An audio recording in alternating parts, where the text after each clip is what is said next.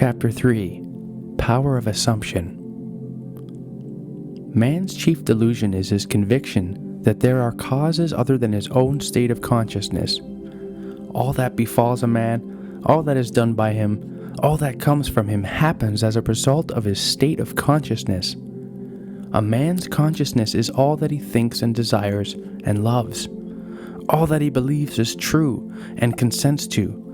That is why a change of consciousness is necessary before you can change your outer world. Rain falls as a result of a change in the temperature in the higher regions of the atmosphere.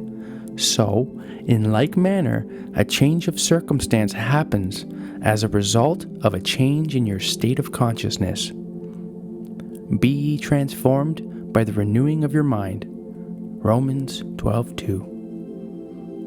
To be transformed, the whole basis of your thoughts must change.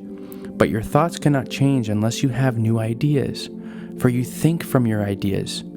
All transformation begins with an intense, burning desire to be transformed.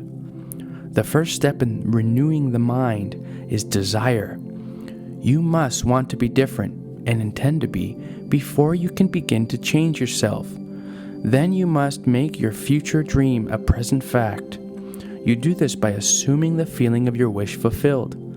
By desiring to be other than what you are, you can create an ideal of the person you want to be and assume that you are already that person. If this assumption is persisted in until it becomes your dominant feeling, the attainment of your ideal is inevitable. The idea you hope to achieve is always ready for an incarnation. But unless you yourself offer it human parentage, it is incapable of birth. Therefore, your attitude should be one in which, having desired to express a higher state, you alone accept the task of incarnating this new and greater value of yourself. In giving birth to your ideal, you must bear in mind that the methods of mental and spiritual knowledge are entirely different.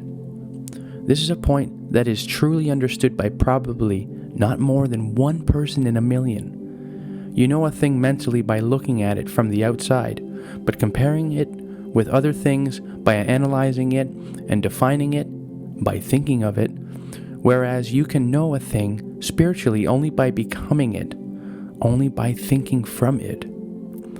You must be the thing itself and not merely talk about it or look at it. You must be like the moth in search for his idol, the flame who spurred with true desire, plunging at once into the sacred fire, folding his wings within, till he became one color and one substance with the flame. He only knew the flame who in it burned, and only he could tell who nearer to tell returned. Just as the moth in his desire to know the flame was willing to destroy himself, so must you in becoming a new person be willing to die to your present self. You must be conscious of being healthy if you are to know what health is. You must be conscious of being secure if you are to know what security is. Therefore, to incarnate a new and greater value of yourself, you must assume that you already are what you want to be, and then live by faith in this assumption, which is not yet incarnate in the body of your life, in confidence that this new value or state of consciousness will become incarnated through your absolute fidelity to the assumption that you are that which you desire to be. This is what wholeness means, what integrity means. They mean submission of the whole self to the feeling of the wish fulfilled, in certainty that the new state of consciousness is the renewing of mind which transforms. There is no order in nature corresponding to this willing submission of the self to the ideal beyond the self.